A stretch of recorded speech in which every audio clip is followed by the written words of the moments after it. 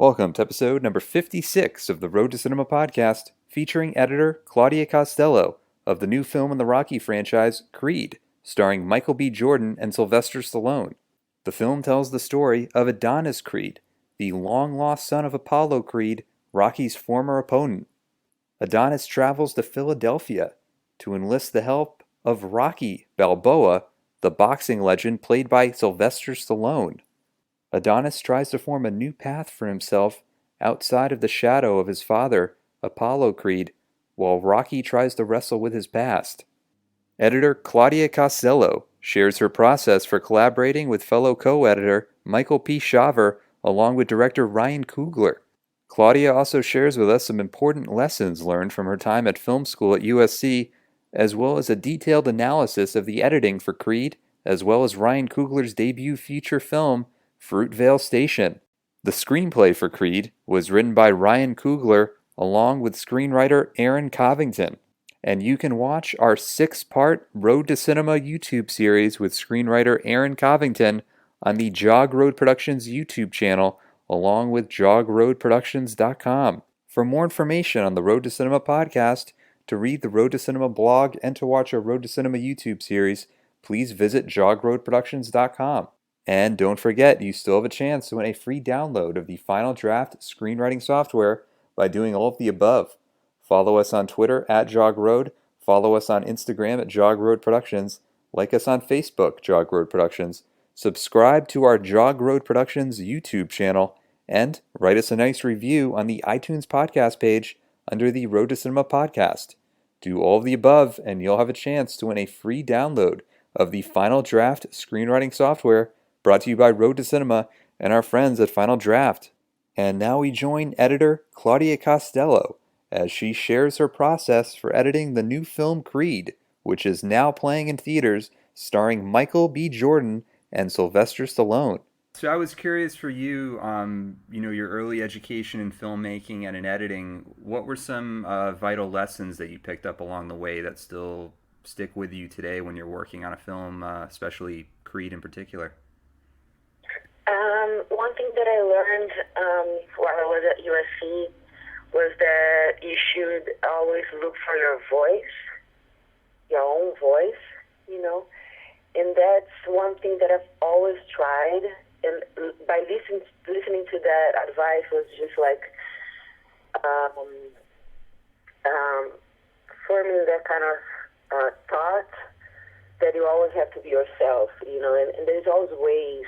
Like, if you think you're working on a very commercial movie and you cannot put your voice on it, I don't believe that. I think if you have any kind of creative role on a movie, there are ways of telling you a little bit of the story too, at least a little bit. Was your original goal to work in film editing? My original goal was to do documentaries. I finished school in journalism in Brazil. My bachelor was in journalism. And then when I came to the U.S., I had a period that I was a little bit lost. I didn't really know where to go, because as a journalist, I had to know the language pretty well. And I wasn't at that stage at the moment. I was first here. So I thought, what else could I do? So I started working at a production company for commercials, because I always wanted to be around movie making, close to the possibility of doing a documentary somehow. And then there I started editing. But it was very simple things. I had to put together reels for the director of the production company to tell their work. And I started using Final Cut there, and then I realized, wow, this thing is really interesting. I would like to learn more about this. So a friend of mine had a short film that she was producing. She's now the organizer of the Brazilian Hollywood Film Festival. And then at the time, I said, well, I can edit for you, but I had no clue of what I was doing at that time. And then my luck was that she had a very nice director. He's now working in Brazil. His name is Pittenman. He's also Brazilian, and it was really hard to work on that short because I had no clue what I was doing. But by the time we were done, I had learned a lot. The director was very patient, and we got along very well. And at the end, he got me a scholarship at New York Film Academy. So that was the beginning, of me getting a shot at editing. And more I went through the routes, I realized that was what I wanted to do. It happened that way. I didn't really knew that beforehand. It was as I went, I found out that I really liked it. For you, was it really important for you to understand all of the different editing softwares, Final Cut, Avid, Adobe, or do you sort of like to specialize in one in particular? Or? I use a few. I use Final Cut. I use mostly Avid nowadays. Adobe Premiere as well. I think it helps, especially in the beginning. That I did a lot of indie projects, and I did some work in advertisement, but I did small jobs, and then by knowing different systems, it helped me to be able to do those jobs, because sometimes they were using one specific material or system, and I had to adapt to that. And sometimes different cameras, so I had to figure out what was the system that best suited the way that the project was produced, how many what kind of cameras, mixing or not mixing, that kind of thing. So yeah, it did help me to know, even though nowadays I'm pretty much stuck because it's better for me with Avid, which is the one that I can troubleshoot and know the whole workflow with different cameras better. So for me, I'm more comfortable nowadays with Avid. So I was curious for you, because I noticed on IMDb that you had collaborated with Ryan Coogler going back to some of his short films. How did that collaboration begin? And I also noticed, too, you had worked with an editor, Michael Shaver, who worked on some of those films as well. So if you could kind of take us through that collaboration and how you guys kind of work together. Yes, our relationship goes way back to USC when we were all students there. We were taking the MFI in film production, and there was a class, 546, where everybody has to apply for their roles. The writer has to show and pitch for the story. Then they have the producers being chosen, and then the directors, then the editors, and so far. So I went to this class, and they presented several films from the directors to kind of showcase them. And I was already, my mind was made to do a documentary. So they had 3 documentaries and 3 fiction films. I saw the 3 documentaries. They were great. The work from the directors were great, and the ideas were good. But when I saw Ryan's scene, like he presented a scene as a showcase of his work, and then when I saw that, I was like, this director is really good. That's the one I want to work with. So I went and applied for that class, and he chose me. And then afterwards, he chose Michael. And working with both of them was,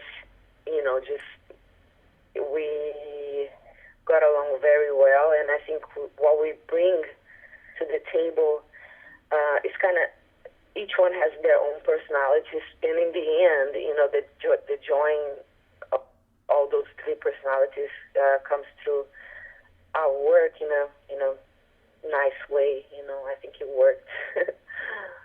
and from then I did Michael P. Shaver's thesis. We edited that together also. And then with Ryan again on Fruitvale Station and now on Creed. Yeah. I loved Fruitvale Station, and it's such a powerful film, and it's something where the performances really shine. So I was wondering, for you working on that film and seeing those wonderful performances coming in from Melanie Diaz and Michael B. Jordan, for you as an editor, how do you try to sculpt a scene based on performance versus anything else like action? I always look for performance. It's so funny because sometimes I'm editing a scene and I'm so concentrated on performance that I realize that I'm jumping the 180 back and forth. It's like, oh, damn. I have to go back and then find for the technical, aesthetical things afterwards because I'm so focused, like the first way in how the actors are telling the story, that sometimes I forget a little bit about the technical. But then I go back and I make sure that, okay, both storytelling and acting and telling through the technicalities are really working here. So, but yes, on that particular movie, Michael, he gave us a lot of, a large range of performance, which is great. So we could really shape the story in the best way we had available, I think.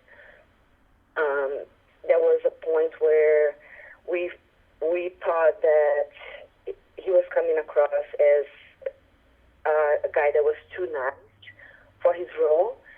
And then we looked for, every single take throughout the movie that would show that the Mike, he was also, he was a regular boy that did some wrong things. So we made sure that we showed this side of him also, that, he wasn't just that nice guy that was, there's something that happened to him.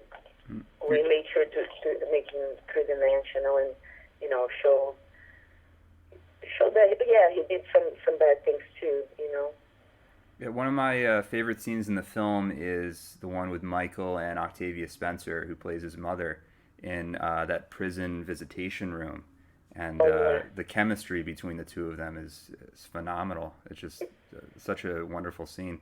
It's amazing. And I remember Ryan, he would like to have shot that scene with two cameras. He shot with one, but in one of the takes, the chemistry went like 100%, connection between them, and it was so beautiful, but we didn't have the other side. So it was crafting it the best way we could also to keep, that chemistry of that one take that we found out was the best one, and I think it came across in a good way. I think people felt what they put out that day, on their acting, which was amazing. Yeah, Pavia is great, and Mike is great. Like, he is a new actor, but he has a lot of experience, and he gives us a lot to work with. I'm curious for you, both in Fruitvale Station and in Creed, sound design seems very important. When you're cutting a scene, are you also thinking about how sound can enhance it in a way? Yes. I always have that in the back of my mind, like, how is this going to play? Is it going to be a score, or are we going to have practical music here, And we have, we're very lucky to work with our composer, Ludwig, and he's very, very talented. In Fruitvale Station, we didn't use a lot of score. It was very minimal, but he did an excellent job on that. The same thing on Fig, which was the first film we worked together. Our composer comes way from, when we did Fig also. He was also from the USC. So we were very comfortable with telling him what we need, and we worked together from the beginning of the movie until the end, and he worked really hard to get a body scene, and the fight scene also was, I thought it was a marvelous work that he did, on hitting all the moments and bringing up the emotion of the fight to the best level he could. To me, he's a genius. Yeah, no, the score in Creed is amazing. It really, because the Bill Conti Rocky theme is so ingrained in everybody's minds, but I think Ludwig created something that is also like very memorable and very emotionally powerful. Yes, yes. So last time I saw the movie was already on the premiere of Creed, and I hadn't seen before with the full score on, because when we were done, I didn't go through mixing and all that. I went back to Brazil for 3 months, and I came back. But it was mind blowing when I heard this score. It was like, oh my God! It brought the fight to a different level. I was already super happy with the fight, and then what I heard, with the new score, I was like, oh, he nailed it. I was really happy to hear with Ludwig's work in there. Yeah, I was wondering when you started working on Creed and you started seeing some of the footage come in, were there any ideas that Ryan had that he conveyed to you as far as how he saw some of the scenes being cut together, or were you sort of initially putting together your own interpretation at first?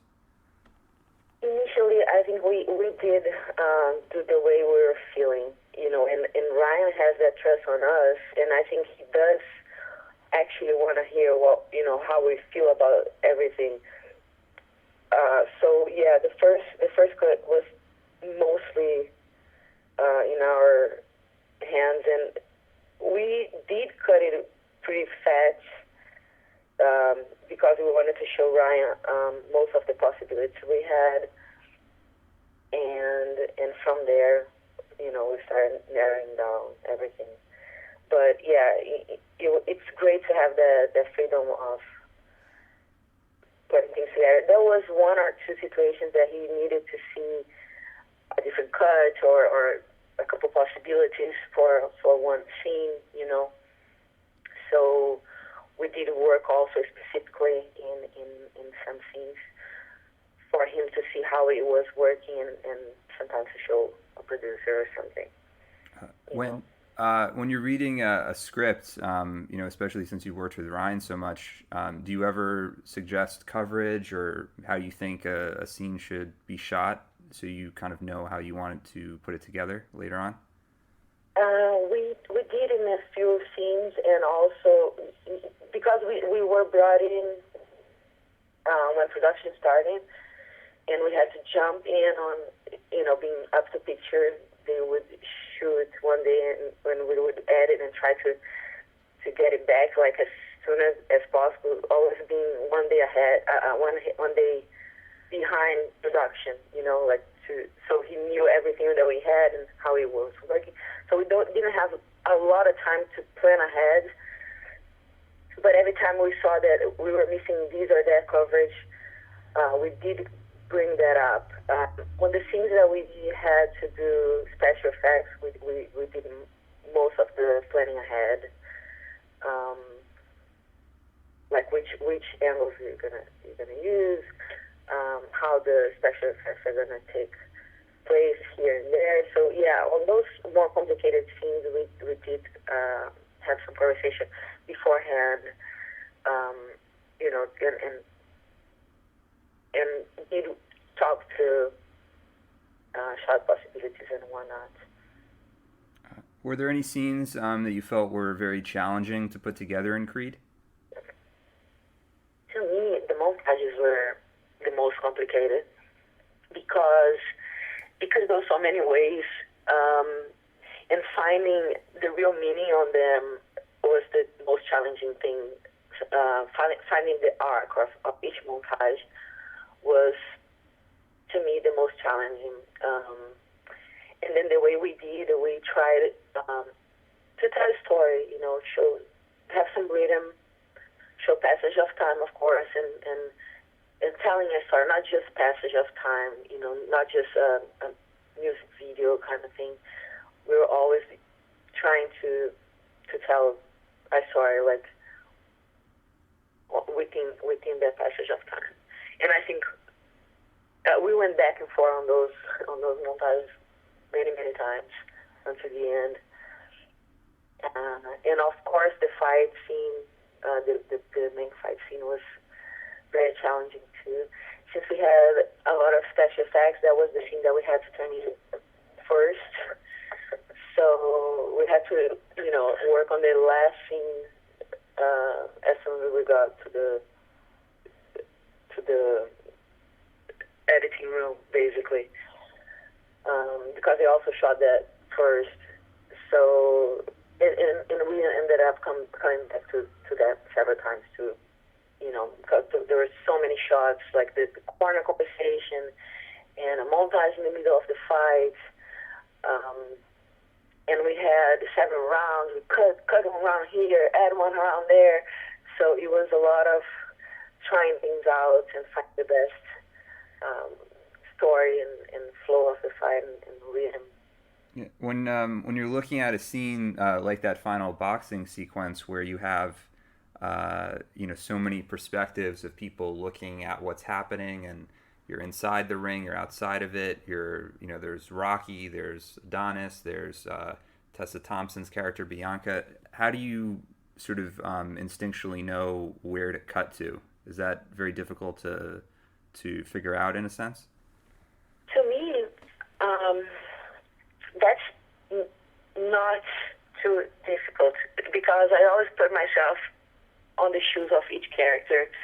That's the way I go with editing. So I just put myself on that situation and think, well, where should I be looking at now? Like, what's important to see now? He took that huge shot that he went down, and there was a counting before he got up. The phantom shot was shot with a phantom, and it was very slow motion, and we intercut it there with previous moments of his life that we saw in the movie. So that scene, that shot,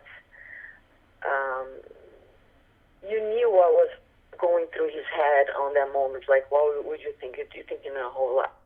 So that's why we put the shots of what happened previous to his life, his most important moments, like difficult moments and good moments.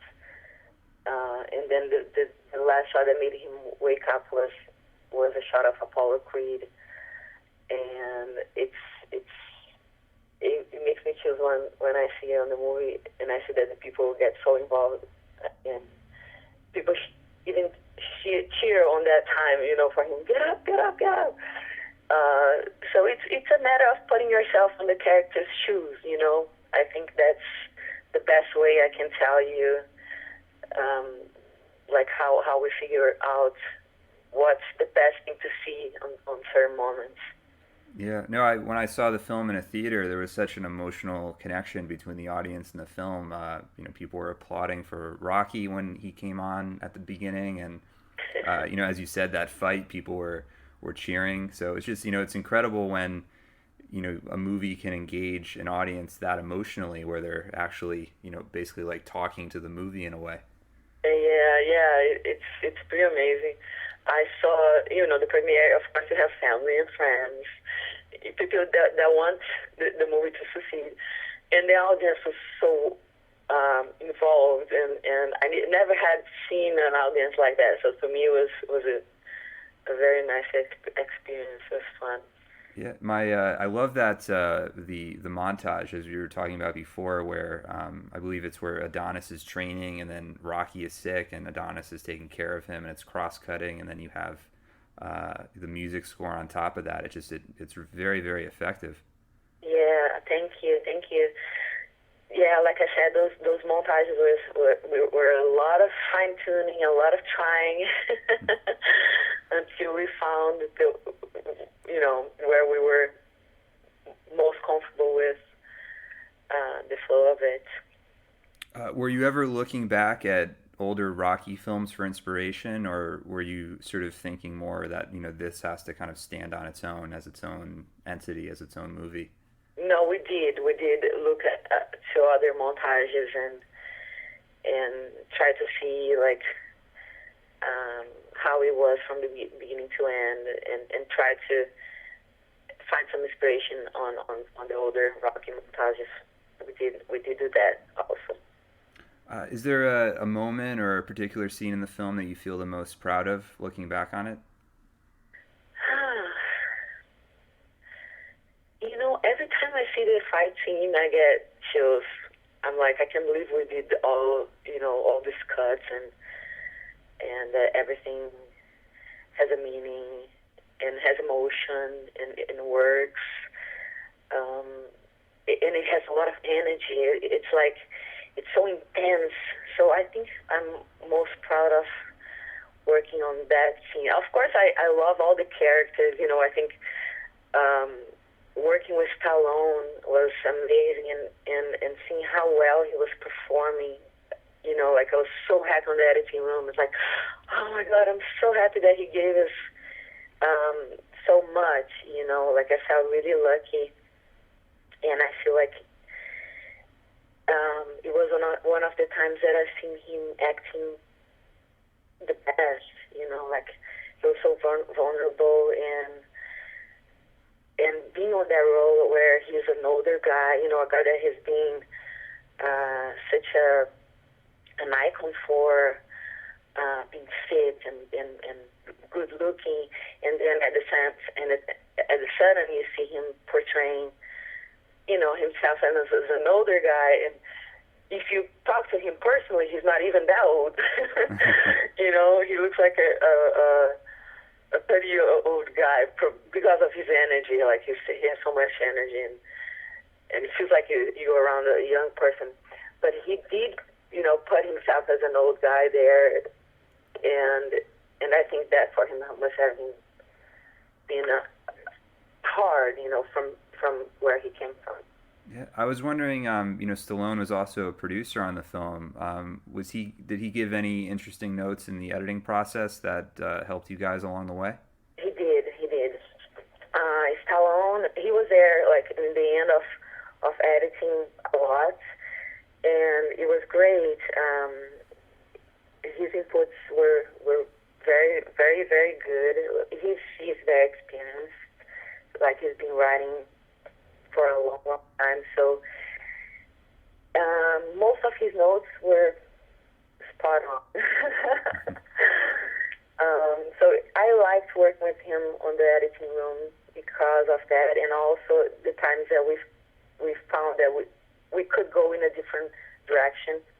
He was also open to listen and to figure out, does this make sense? Does this not make sense? So he was very easy to work with, in my opinion.